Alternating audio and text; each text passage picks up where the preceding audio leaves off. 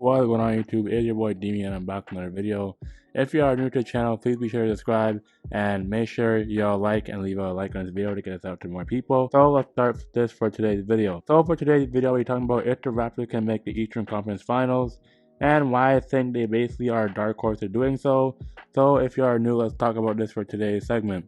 For the Raptors, yes, I know they're hovering over 500. Yes, I know they've been dealing with injuries. Yes, I know they haven't really had their full roster. When healthy, I think for the Raptors, they can basically compete. Like you've seen it almost this week versus the Boston Celtics when they're up by a good 10 or more points in the first half, and they basically lost the game by a fair margin afterwards because the Celtics were basically resilient, and they basically just lost all of their touch and poise. But for the Raptors, I think they're pretty much alright, man. They're in a good spot. They're in the 7th seed right now, and they're behind the Indiana Pacers, but they can basically move up to 4th, so they can pretty much be the 4th best team in the East right now. So I think the only people that are in their way, basically the Boston Celtics, the Milwaukee Bucks, and then the Cavs, and then that 4th seed is basically open. The Nets, I don't know if they'll be all that.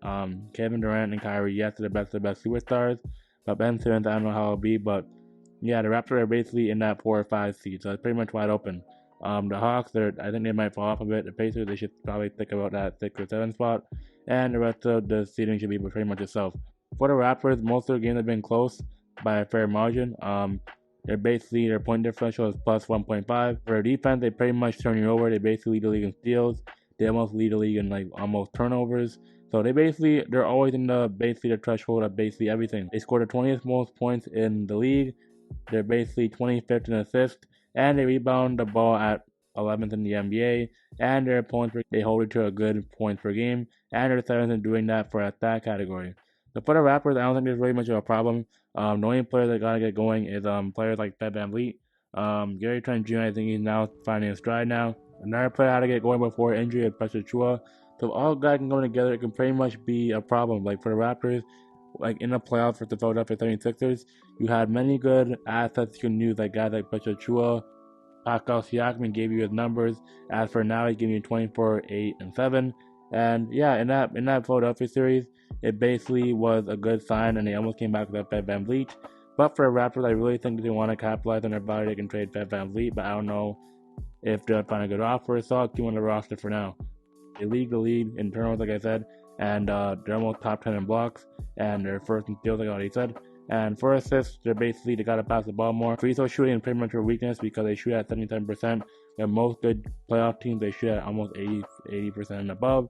They get to the line almost about the 8th best in the NBA, and their 3-point shooting is pretty much below the margin at 32%. But when the Raptors shoot 40% or more from 3, they're pretty much unstoppable. And they get to the field goal a lot, and at the 7th best field goal attempt. And when they face their opponent, they basically stop their field goal percentages. They hold their opponent to basically 82 field goal attempts per night, and they basically rebound the ball on the offensive glass. They're 4th in rebounds for offensive rebounds right now. And yeah, their point margin is pretty much good. But yeah, I think the Raptors, you already know the squad what they have.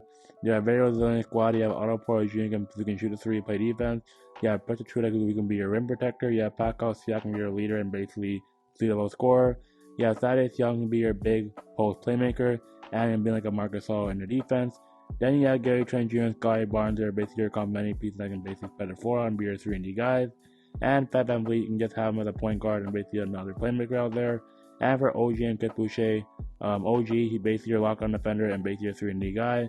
And for Boucher, he can be your 6th man off the bench, and Walker can just be that complementary role player. So for the Raptors, I think they have a lot of stuff to work on. I think what they can work on is basically for their points per game right now. But yeah, for their points per game right now, OG giving you almost the most points right now. Pascal giving you 24 points a night.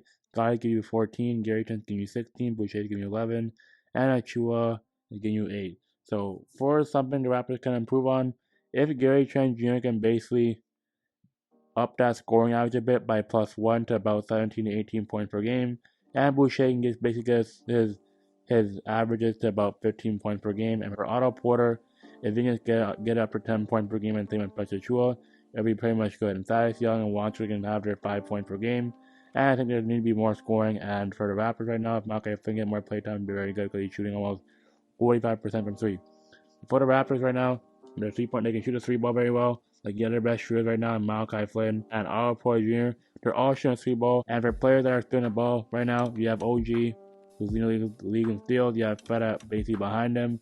Then you have Pascal, basically a steal per game. Then you have Trent with almost a steal per game. So if Raptors team, they play defense, they can basically shoot threes.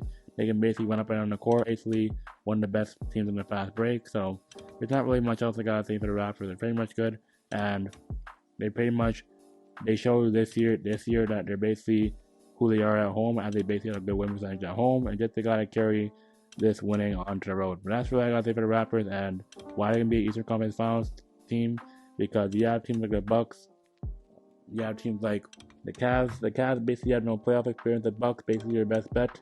But I think for the Bucks, they basically won the championship. But for the Raptors, they can basically guard anybody. They can guard Donovan Mitchell. They can guard Giannis. They can guard even Kevin Durant. Like, there's many players the Raptors can toss out there for basically to guard a superstar. And that's all I gotta say for how the Raptors could possibly make the Eastern Conference Finals, because the East is just wide open right now to me, but it's always competitive. But that's all I gotta say for the Raptors stuff. If you like this video, leave a like on this video, and your boy Demi, and I'm out, man. Peace out.